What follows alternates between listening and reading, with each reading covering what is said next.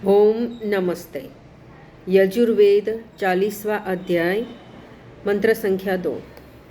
ओम कुर्वन्नेवेह कर्माणि जिजीविषेच्छतः समा एवं त्वयि नान्यथतोऽस्ति न कर्म लिप्यते नरे। अर्थात यहाँ पर कहा है, ऋषि मुनि कहते हैं, कुर्वन्नेवेह, हे मनुष्य, कुर्वन करता हुआ, कुर्वन ने एव इह करता हुआ ही, एव यानी ही, मनुष्य, हे मनुष्य, इह इस संसार में, कर्माणि कर्म करते हुए, लेकिन किस प्रकार के कर्म करते हुए यहाँ पर कहे है, धर्मयुक्त वेदोक्त निष्काम कर्म को करते हुए, जिजी विषेच्छतः समा, जिजी विषय यानी कि जीवन जीने की इच्छा करो, शतत समाहा 100 वर्ष, समाहा संवत्सर यानी कि 100 वर्ष, शतम समाह यानी के वर्ष, 100 वर्ष जीने की, जिजी विषेत जीवन जीने की इच्छा करे। एवं त्वयि, एवं यानी कि इस प्रकार धर्मयुक्त कर्म में प्रवृत्तमान लगे हुए, त्वयि तुझे, नरे यानी के हे मनुष्य, जीवन की इच्छा करते हुए,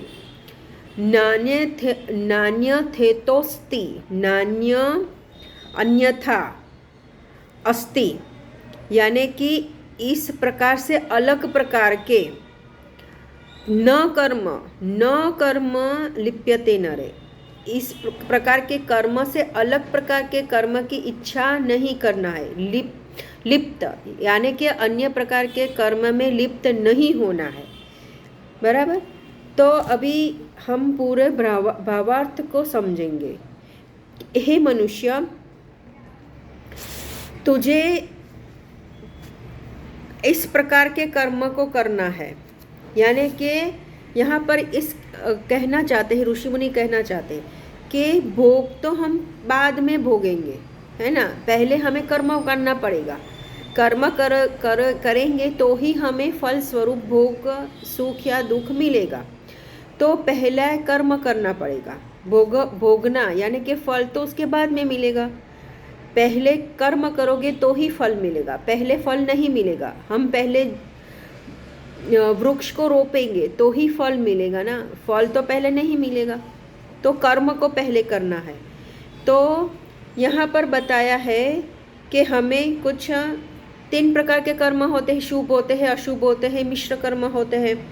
लेकिन उस कर्म को भी हमें जो भी सकाम कर्म करेंगे, यानी कि जिसमें हम फल की आशा रख के कर्म करेंगे, तो उसमें हमें जाति आयु भोग इस प्रकार के फल मिलेंगे। हमें जाति यानी कि मनुष्य की जाति, इस वर्तमान समय में हम मनुष्य के देह में है, यानी कि हमें मनुष्य की जाति मिली है। आयु यानी कि करीब 100 साल की हमें आयु मिली है, मनुष्य करीब 100 साल तक जी सकता है। और भोग यानी कि हम जो भी प्रकार के भोग भोगेंगे, इस मनुष्य के शरीर में रहते हुए जो भी भोग भोगेंगे, वो हमने फल स्वरूप मिला है। और सकाम कर्म से हमें ये इस प्रकार के जन्म आयु भोग रूपी भोग मिलेंगे। लेकिन अगर निष्काम करेंगे तो इसका फल क्या होगा, तो आगे कहेंगे। तो हम अगर जन्म लेते हैं तो हमें दुख तो मिलेगा ही मिलेगा, ये तय है। जन्म, जो भी मनुष्य जन्म लेगा उसको दुख मिलेगा, दुख के बिना छुटकारा ही नहीं है। अगर हमें दुख नहीं चाहिए तो हमें क्या करना पड़ेगा, हमें मोक्ष में जाना पड़ेगा, तो ही हम पूरी तरह से सुख को भोग सकते हैं। अदरवाइज हमें दुख को हम मिलेगा ही। इस मंत्र में हमें कहा गया है कि हमें निष्काम कर्म करना है ना। तो प्राथमिकता हमें निष्काम कर्म की देना है। निष्काम कर्म करेंगे तो ही हम मोक्ष में जाएंगे, क्योंकि मोक्ष रूपी जो फल है, मोक्ष क्या है, ये फल है। मोक्ष रूपी फल हमें तभी मिलेगा जब हम निष्काम कर्म करेंगे। निष्काम कर्म यानी जिसमें हम किसी भी फल की आशा नहीं रखते हैं, है ना, तो ये हमें मोक्ष में ही मिलता है। और यहाँ पर कहा है कि हमें 100 साल तक जीने की इच्छा करना है। 100 साल तक जीना इसी कारण से है क्योंकि उस कर्म को करेंगे। किस कर्म को करेंगे? जिसमें वेदोक्त कर्म कहा है। वेदोक्त में क्या कहा है कि हम 3 प्रकार से कर्म करते हैं, अपने मन से करते हैं, वाणी से करते हैं, शरीर से करते हैं। तो जो भी हम मन से कर्म करेंगे, वाणी से कर्म करेंगे या फिर शरीर से कर्म करेंगे, तो इसमें हम फल की आशा नहीं करेंगे, सकाम कर्म नहीं करेंगे, निष्काम कर्म करेंगे। यानी कि हम जो भी कर्म करेंगे तो हम यही कहेंगे कि हे ईश्वर, ये जो भी हम कर्म करते हैं इसमें हम आपको प्राप्त करने के लिए करते हैं, नहीं कि किसी जैसे हम भावना किस प्रकार के करते हैं, तो हम पुत्र की प्राप्त करने की भावना से कर्म करते हैं, या तो फिर धन की प्राप्त करने की भावना से करते हैं, या तो फिर हम किसी मान प्राप्त करने की इच्छा से करते हैं। तो इसी प्रकार के कर्म हमें नहीं करना है। हमें क्या सोच के करना है कि हे ईश्वर, हम तुझे पाने की इच्छा से, मोक्ष पाने की इच्छा से, सुख प्राप्त करने की इच्छा से ये हम कर्म करते हैं। तो इस प्रकार के कर्म हमें करने की इच्छा करना है और 100 साल तक जीने के कहा है। यहाँ पर ऐसा नहीं कहा है। हम तो क्या सोचते हैं कि अरे भाई हमें बीमार होंगे, फिर किसी और पे डिपेंड रहेंगे, इससे अच्छा है हम जल्दी से कुछ साल तक जिए, जब तक हम अपना शरीर चलता है तब तक जिए और फिर मृत्यु को प्राप्त हो, ऐसा ही भावना करते हैं। लेकिन यहाँ पर क्या कहा है, ऐसी भावना नहीं करनी है। हमने ये भावना करनी है कि हम अच्छी तरह से स्वस्थ रहे और निष्काम कर्म करते रहे, 100 साल तक निष्काम कर्म करते रहे और इस प्रकार से हम जीवित रहे। फिर यहाँ पर कहा है कि हमें और कोई विकल्प भी नहीं है, हमें कर्मों के बंधन में लिप्त नहीं होना है। ऐसे कर्म करते हुए हमें मोक्ष की इच्छा करते हुए, वैराग्य को प्राप्त करते हुए हमें जीने की इच्छा करनी है। लेकिन देखो यहाँ पर और भी एक है, मनुष्य कैसा है, हम स्वार्थी है। स्वार्थी यानी हम कुछ स्वार्थ चाहते हैं।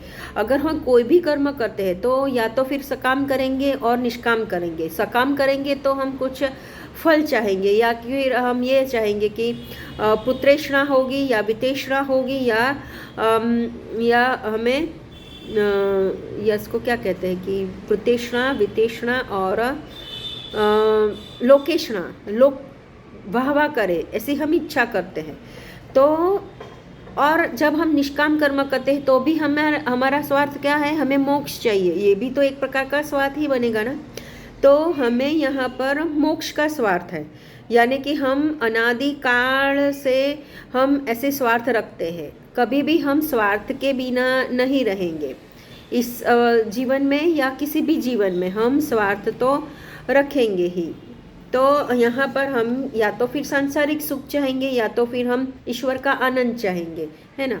तो इस प्रकार से लेकिन हमें अपने मोक्ष की भावना रखते हुए हमें कर्म को करना है। फिर ईश्वर क्या कहते हैं कि देखो, मैं तुम्हें मोक्ष दूंगा, लेकिन आपको जैसे हम अपने कानून बनाते हैं, जैसे हम अपने घर के कानून बनाते हैं कि भाई अगर आपको खाना चाहिए तो आपको इतना तो कार्य करना ही पड़ेगा। आपको जैसे जो पुरुष है उसको कमा के लाना पड़ेगा तो ही खाना मिलेगा, और जो स्त्री है वो उसके घर को कार्य करना पड़ेगा तो ही उसको भी खाना मिलेगा। जो बच्चे हैं उसको भी पढ़ना पड़ेगा। तो ये भी कुछ कानून है।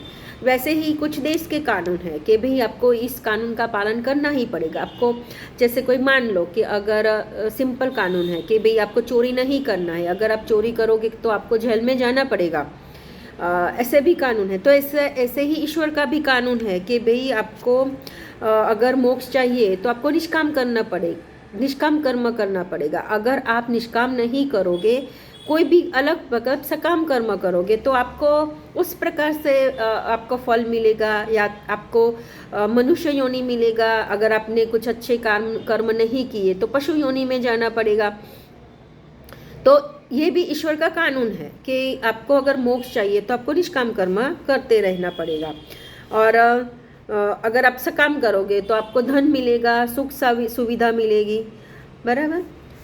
तो इस प्रकार से हमें इस मंत्र में कहा है कि आपको अगर आप निष्काम कर्म करोगे, निष्काम कर्म करते हुए संसार में रहो, और आपको अधर्म में कार्यों में लिप्त नहीं होना है, और 100 साल तक ब्रह्मचर्य युक्त जीवन जी कर आपको आपको निष्काम कर्म करते हुए, सकाम में लिप्त न होकर कर्म करते हुए, लंबे आयुष्य, अपने शरीर को स्वस्थ रखते हुए, जैसे और फिर कहा है कि प्रकृति की, आपकी जो भी प्रकृति है, आपकी वात है या फिर पित्त है या फिर कफ है, उस प्रकृति को ध्यान में रखते हुए अनुसार युक्त आहार और युक्त विहार करते हुए, विहार यानी कि मौसम को ध्यान में रखते हुए, फिर गर्मी, ठंडी, वर्षा आदि ऋतु को ध्यान में रखते हुए, अपने शरीर की रक्षा करते हुए, उस ऋतु के अनुसार अपने शरीर को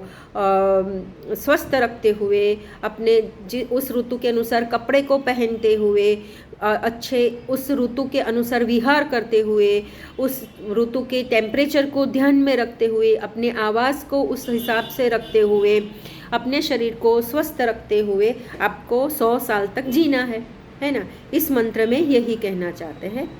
ओम नमस्ते।